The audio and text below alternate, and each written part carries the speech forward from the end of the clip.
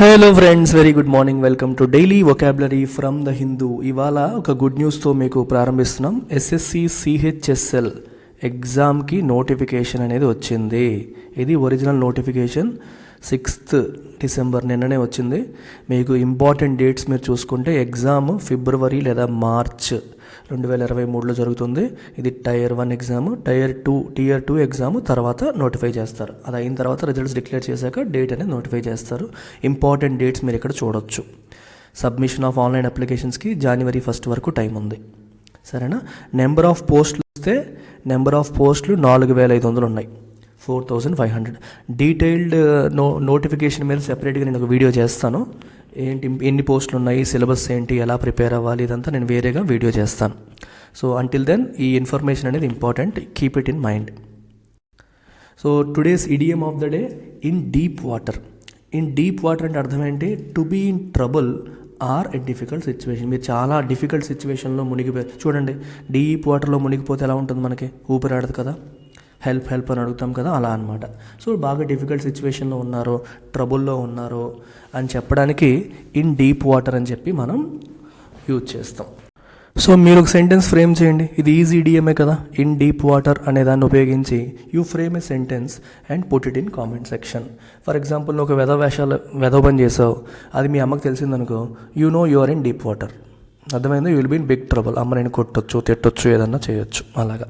So you can write ఒక sentence from your real life. So ఇవి మనం offer చేస్తున్న కోర్సెస్ అమ్మా. ఇప్పుడు ఎస్ఎస్సి నోటిఫికేషన్ పడింది, దానికి మన దగ్గర ఏమైనా కోర్స్ ఉందా అంటే ఉంది. Yes, you can go for our SSC infinity. 6000 రూపీస్కి లైఫ్ టైం వ్యాలిడిటీతో మీకు వస్తుంది. ఎంటైర్ ఎస్ఎస్సి సిలబస్ అంతా దాంట్లో కవర్ అయిపోతుంది. దాంతోపాటు మన ఎల్టీఎక్స్ క్లాసెస్లో స్పెషాలిటీ ఏంటంటే ఇంగ్లీష్ క్లాసెస్ నేను స్వయంగా చెప్తాను ఒకటి. దీంతోపాటు ఎనదర్ ఆస్పెక్ట్ ఏంటంటే ఎస్ఎస్సి ఎగ్జామ్స్లో జనరల్ స్టడీస్ యొక్క ఇంపార్టెన్స్ రీసెంట్గా పెరిగింది.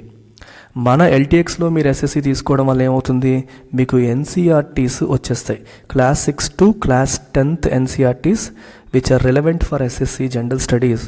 యూపీఎస్సీ ఫ్యాకల్టీ చేత కవర్ చేయబడిన NCERTs are part of this package అనమాట ఎస్ఎస్సి ఇన్ఫినిటీలో. ఇది ఒక మంచి ఆపర్చునిటీ మీకు. ఎవరు కూడా, ఏ ఇన్స్టిట్యూట్ కూడా మీకు ఇది ఆఫర్ చేయలేదు. ఎందుకంటే class 6 to 10th all relevant NCERTs for SSC are covered in this course. మంచి అవకాశం. Please make use of this. Only English ఒకటే trouble, rest of the things I can manage అనుకుంటే you can join my English infinity course. మీకు 4 different options ఉన్నాయి.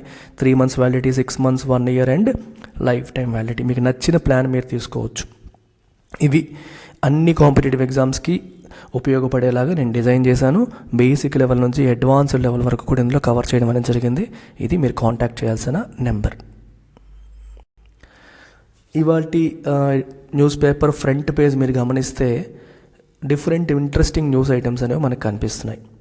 So ఇక్కడ మీరు చూస్తే మొదటిది, world bank raises India's growth projection to 6.9%. Projection అంటే తెలుసు కదా, ఎస్టిమేషన్, రేపు పొద్దున్న ఎలా ఉండబోతుంది అని చెప్పడం, ఫోర్కాస్ట్ చేయడం. ఇండియా FY 2022-23 ఈ ఫైనాన్షియల్ ఇయర్లో 6.9% గ్రో అవ్వబోతోంది అని చెప్పి ఎవరు చెప్తున్నారు? వరల్డ్ బ్యాంక్ చెప్తోంది. రైజెస్ అనే పదాన్ని ఎందుకు యూజ్ చేశారు అంటే, ఇంతకుముందు ఏమని చెప్పిందంటే 6.5% గ్రో అవుతుందని చెప్పింది. వరల్డ్ బ్యాంక్ ఇంతకుముందు ఏం చెప్పింది? 6.5% గ్రో అవుతుందని చెప్పింది. దాన్ని ఇప్పుడు 6.9% వరకు గ్రో అవుతుంది అని చెప్పి పెంచింది. రైజ్ అంటే ఇక్కడ ఏంటి? పెంచడం.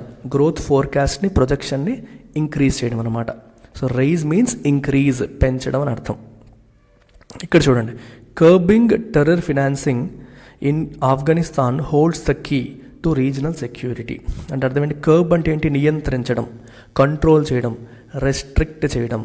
కర్బ్ అంటే మీనింగ్ రెస్ట్రిక్ట్, కంట్రోల్, నియంత్రించడం. టెర్రర్ ఫినాన్సింగ్ అంటే అర్థం ఏంటి?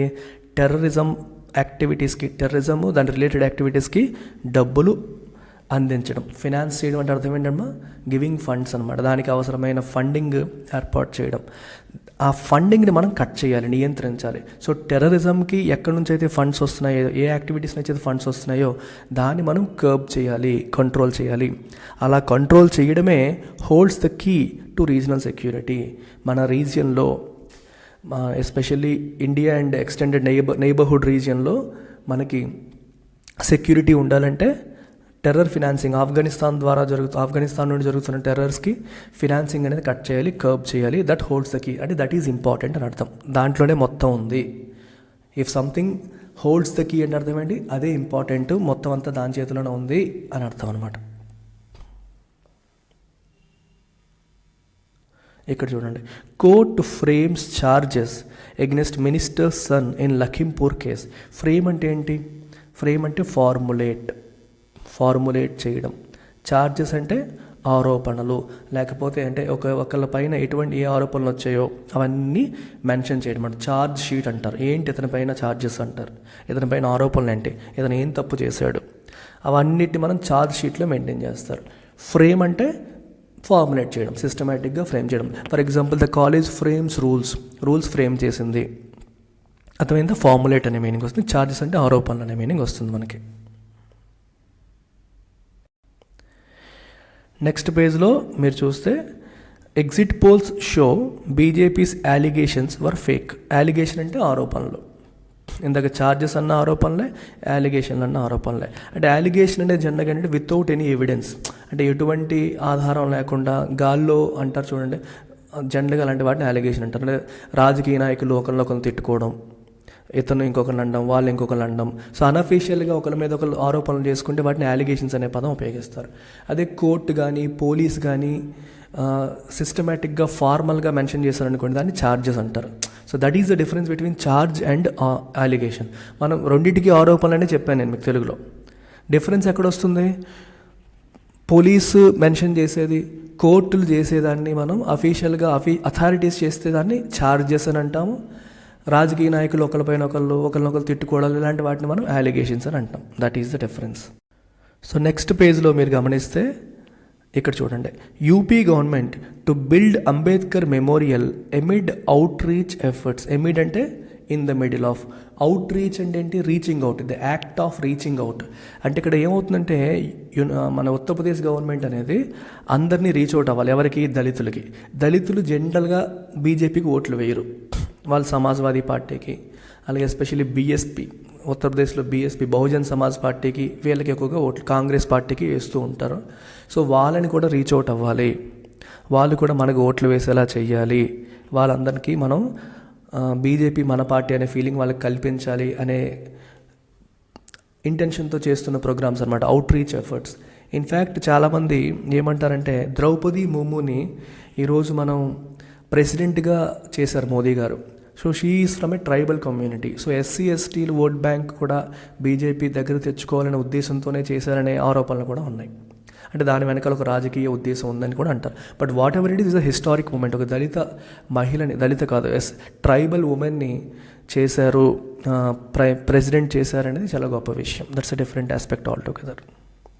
అవుట్ రీచ్ అంటే అర్థమైంది the act of reaching out, అంటే వాళ్ళందరినీ రీచ్ అయ్యేలాగా చేసే కార్యక్రమం. నెక్స్ట్ పేజ్కి వెళ్దాం. ఇక్కడ చూడండి, ప్యానిక్ స్ట్రికెన్. చూడండి, మహారాష్ట్ర కర్ణాటక బౌండరీ రో ఫ్లేర్స్ అప్. రో అంటే చెప్పాను కదా గొడవ. మహారాష్ట్రకి కర్ణాటకకి మధ్యలో ఉన్న బౌండరీ సరిహద్దు వివాదం, గొడవ లేదా వివాదం, కాన్ఫ్లిక్ట్. ఫ్లేర్ అప్ అంటే ఒక్కసారిగా బయటపడింది, అది పెద్దదయ్యింది, బయటపడింది అనే మీనింగ్. సడన్ అవుట్ బర్స్ట్ అనమాట. ఫ్లేర్ అప్ అంటే సడన్ అవుట్ బర్స్ట్, అంటే ఒక వైలెన్స్ రూపంలో, హోస్టిలిటీ రూపంలో, తిట్టుకోవడం రూపంలో ఒకసారిగా బయటపడ్డాని. భగ్గుమన్నాయి అంటారు, విభేదాలు భగ్గుమన్నాయి అంటారు కదా తెలుగులో. ఇద్దరి మధ్యలో ఉన్న విభేదాలు భగ్గుమన్నాయి అంటే అర్థం ఏంటి? ఎప్పటి నుంచో ఉన్నాయి లోపల విభేదాలు, కానీ అది ఒకసారిగా బయటకు వచ్చాయి. వైలెన్స్ రూపంలో, కర్రలు తీసుకొని కొట్టుకోవడం రూపంలో బయటకు వచ్చాయని చెప్పడానికి ఫ్లేర్ అప్ అంటాం. తెలుగులో భగ్గుమన్నాయి అంటారు. Outburst, sudden outburst. Church signals truce, withdraws from Vizhinjam stir for now. Truce అంటే మీనింగ్ ఏంటి? ట్రూస్ అంటే ఒక శాంతి ఒప్పందం లాగా, ఇద్దరి మధ్య గొడవ అవుతుంది, చివరికి ట్రూస్ యుద్ధం. ఇప్పుడు అంతెందుకు, మనకి రష్యా యుక్రెయిన్ మధ్య వార్ అవుతుంది కదా, ఇంకా వార్ ఆపేద్దాము అని చెప్పి రెండు దేశాలు సైన్ చేసామనుకోండి, దాన్ని ట్రూస్ అంటాం. అంటే గొడవని ఆపేసుకుందాము, శాంతి ఒప్పందం అంటాం తెలుగులో, దాన్ని ట్రూస్ అని చెప్పి అంటాం. సో విజింగామ్లో ఒక ప్రొటెస్ట్ అనేది జరుగుతుంది, కొన్ని యాజిటేషన్ జరుగుతుంది. ప్రస్తుతానికి దాని నుంచి మేము వదిలేస్తున్నాము, వీఆర్ సిగ్నలింగ్ ట్రూస్ అని చెప్పి, మేము శాంతికి ముందుకు వెళ్తున్నామని చెప్పి చెప్తోంది. ఇది చూడండి, Hanuman Chalisa recital bid at Mathura mosque foiled. Recital అంటే అర్థం ఏంటి? చూడు, మధురాలో ఉన్న మాస్క్లో అంటే మసీదులో హనుమాన్ చాలీసా పఠిస్తాం. రిసైట్ అంటే తెలుసు కదా, పఠించడం, బయటికి చదవడం అనమాట. మసీదులోకి వెళ్ళి హనుమాన్ చాలీసా బయటికి చదువుతాము అనే ప్రయత్నం, ఇక్కడ బిడ్ అంటే ఎఫర్ట్ లేదా ప్రయత్నం, ఎఫర్ట్ లేదా ప్రయత్నం అంటారు. అది ఫాయిల్డ్ అంటే ఫెయిల్ అయింది, అంటే ఫెయిల్ అవ్వబడింది అని అర్థం. ఫాయిల్ అర్థమైందా? ఫాయిల్ యాజ్ ఎ వర్బ్ అనమాట. ఇక్కడ ప్రివెంట్ ఫ్రమ్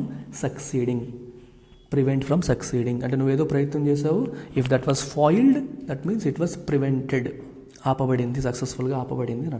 మరి ఇవాళ Hindu word of the day ఏంటమ్మా? రెప్యూడియేట్ అంటే అర్థం ఏంటంటే రిజెక్ట్ యాజ్ అన్ట్రూ. అంటే నీ మీద ఎవరైనా ఆరోపణలు చేశారనుకో, నువ్వు రిజెక్ట్ చేస్తున్నావు, నో అవి నేను ఒప్పుకోను, నేను విభేదిస్తున్నాను, నేను ఖండిస్తున్నాను, ఐఎమ్ నాట్ యాక్సెప్టింగ్ దెమ్ అని చెప్పడం. దే ఆర్ అన్ఫౌండెడ్ అనడం. అన్ఫౌండెడ్ అంటే బేస్ లేదు, అంటే ఏ బేసిస్ లేకుండా నా పైన ఆరోపణలు చేస్తున్నారు అని చెప్పడం. లేదా అన్జస్ట్, అన్ఫెయిర్ అని చెప్పి, ఇది అన్ఫెయిర్గా నా పైన ఆరోపణలు చేస్తున్నారు, బేస్లెస్గా నా పైన అలిగేషన్స్ చేస్తున్నారు, నిరాధారమైన సత్యదూరమైన అబద్ధాలు నా పైన ఆరోపణలుగా చేస్తున్నారు అని చెప్పి రిజెక్ట్ చేయడాన్ని రెప్యూడియేట్ అంటారు. ఇక్కడ ఎగ్జాంపుల్ చూడండి, she repudiated the accusations made against her. తన పైన చేసిన ఆరోపణని తను తిప్పికొట్టింది లేదా యాక్సెప్ట్ చేయలేదు, రిజెక్ట్ చేసింది, అవి నిరాధారం అని చెప్పి కొట్టిపారేసింది అని చెప్పడం. So try to frame a sentence using the word repudiate. సరేనా? ఈజీ వర్డ్ ఇది, వెరీ ఈజీ వర్డ్. సో హిందూలో మనం ఇవాళ ఒక 5 పేజెస్ చూసాం.